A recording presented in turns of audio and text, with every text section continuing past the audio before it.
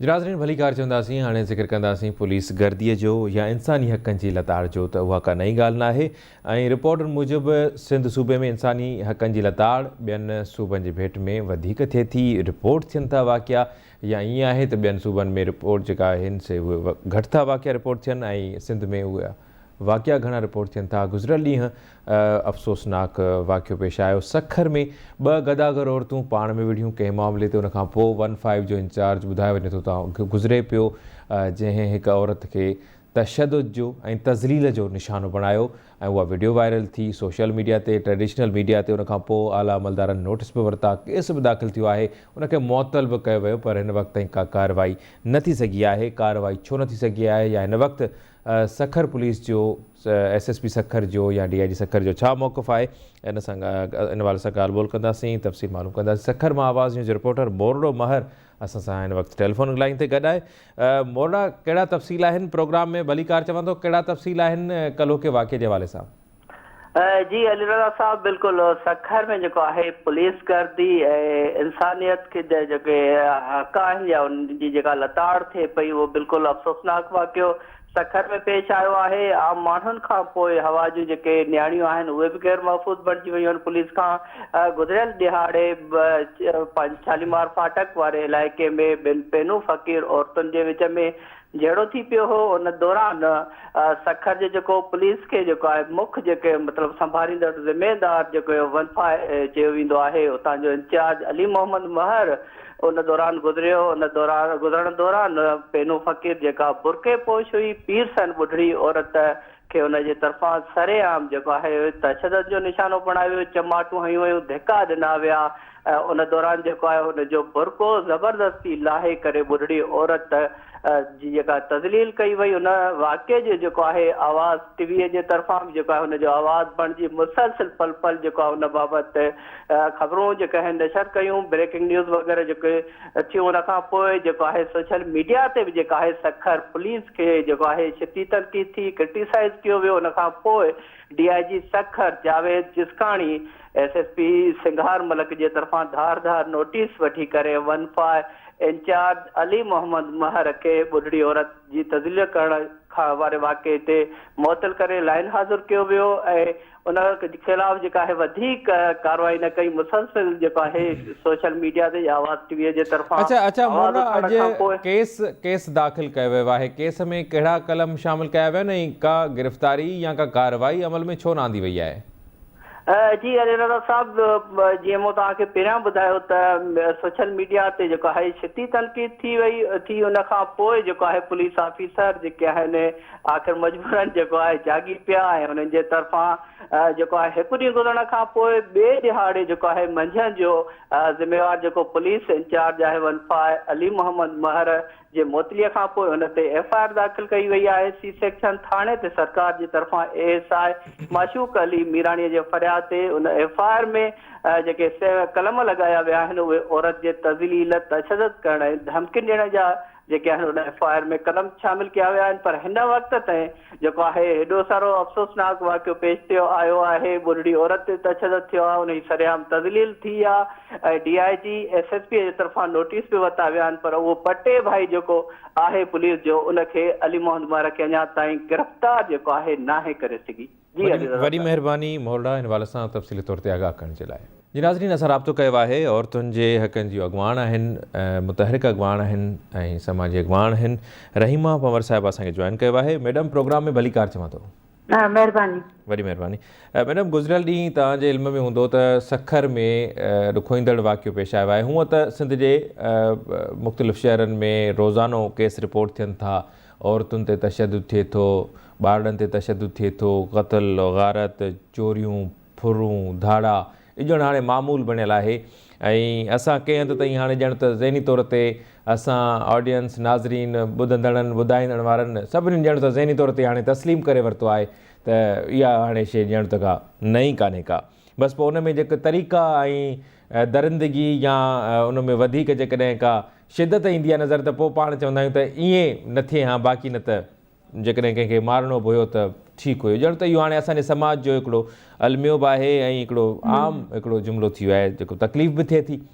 सखर में भी ईअं ई थियो आहे, 2 गदागर औरतूं पाण में विढ़ियूं पे, उतां पुलिस ऑफिसर जेको 15 जो इंचार्ज आहे उहो उतां गुज़रे पियो, उन हिकु औरत खे तशदुद जो निशानो बणायो आहे। उहो हिन वक़्तु आवाज़ न्यूज़ जी स्क्रीन ते बि हले पियो।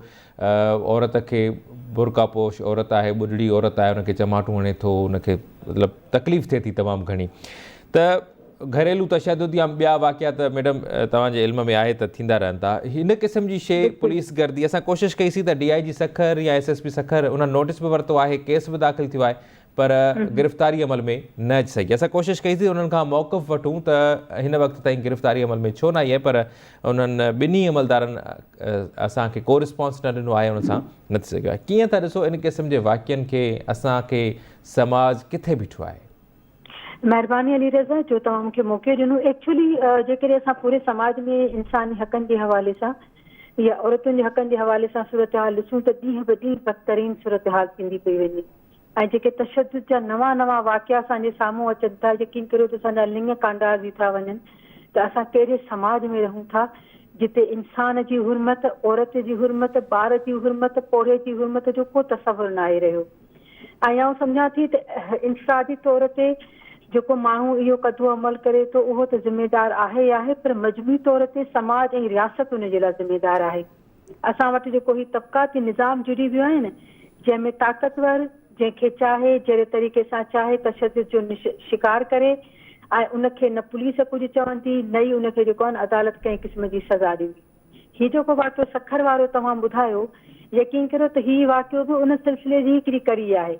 माना पुलिस वारो जेको आहे उहो सम्झे थो त भई मूंखे ताक़त आहे ऐं मूं वटि इहा जेका अथॉरिटी आहे सा लेजिमिटेड अथॉरिटी आहे, छो त आउं पुलिस वारो आहियां त आउं कंहिंखे बि तशदुद जो निशानो बणाए सघां थो, मावरा उन जे त मूंखे केर बि उन जे लाइ अकाउंटेबल या जवाबदार न कंदो। जेसिताईं रही DIG जी ॻाल्हि या SSP जी ॻाल्हि या उन माण्हू जी गिरफ़्तारीअ जे हवाले सां, त आउं सम्झां थी इंतिहाई शर्म जहिड़ी ॻाल्हि आहे त हिकिड़े माण्हू तशदुद कयो जेको उन लॉ एनफोर्समेंट एजेंसीअ जो माण्हू आहे जंहिंजो कमु अमल कानून ते अमल दरामद कराइणु आहे, त उन जी गिरफ़्तारी त बिना देर जे थियणु घुरिजे। ऐं इहो पैगाम हुननि सभिनी माण्हुनि ॾे वञणु घुरिजे त जेकॾहिं को बि कंहिं बि माण्हूअ ते बिला वजह तशदुद कंदो, कंहिंजी बि हुरमत खे जेकॾहिं कंहिं क़िस्म जो नुक़सानु रसाईंदो, त उन जे लाइ कंहिं बि क़िस्म जी जेको आहे न माफ़ी तसवुरु न थी कई वेंदी। सही, बिल्कुलु। अच्छा मैडम जी बिल्कुलु तव्हां सही ॻाल्हि कई त उनखे सज़ा अचणु घुरिजे, पर अलमियो आहे पंहिंजी सोसाइटी जो, पंहिंजे सिस्टम जो, त जेके बि जवाबदार हूंदा आहिनि पोइ उहे ख़ासि तौर ते जेकॾहिं चाइल्ड अब्यूज़ में मुलविस हूंदा आहिनि, औरतुनि जी तज़लील में, तशदुद में मुलविस हूंदा आहिनि, या मर्डर जेके थी वञनि था उन्हनि में मुलविस हूंदा आहिनि, त उन्हनि माण्हुनि खे ॼण त सज़ा घटि ईंदी आहे। अक्सर इन क़िस्म जे केसनि में राजूनी थी वेंदी आहे, ठाव थी वेंदो आहे, पोइ जेका दाख़िल थियल FIR हूंदी आहे उहा फॉर्मेलिटी तौर ते उहा बि ख़ारिज कई वेंदी आहे। त सज़ाऊं न मिलण जे पुठियां कहिड़ा कारण, सज़ाऊं छो नथियूं मिलनि? ॾिसो, सज़ा हिकु त असांजो जेको कानून आहे न उहो ॾाढे जी लठ खे ॿ मथा वारी ॻाल्हि आहे त भई जेको माण्हू जेतिरो ताक़तवर आहे उहो कानून खां एतिरो ई परे आहे। ऐं उनजा सबूत असांखे रोज़ानो मुख़्तलिफ़ केसनि जी या मुख़्तलिफ़ जेके वाक़िया थियनि था उन में असांखे मिसाल मिले थो।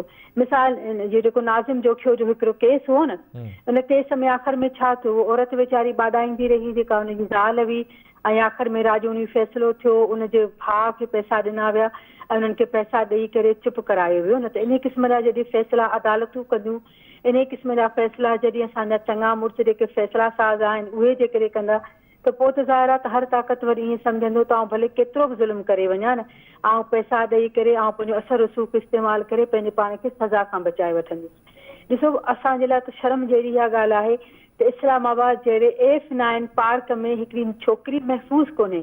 माना हाणे असां एतिरो पंहिंजे पाण खे ग़ैर महफ़ूज़ सम्झणु शुरू कयो आहे जो उन वाक़िए खां पोइ मूं सोचणु शुरू कयो त हाणे शाम जो बि जेकॾहिं माण्हू पार्क में वॉक करण जे लाइ सोचींदो न, त हाणे अहिड़े क़िस्म जो को बि अमल न करे, ख़ुदा न ख़ास्ता जेकॾहिं इहो वाक़ियो इस्लामाबाद में थी सघे थो त इहो वाक़ियो सम्झो त सिंध जेके नंढड़े ॻोठ नंढड़े शहर में थिए त कोई मसइलो कोन्हे।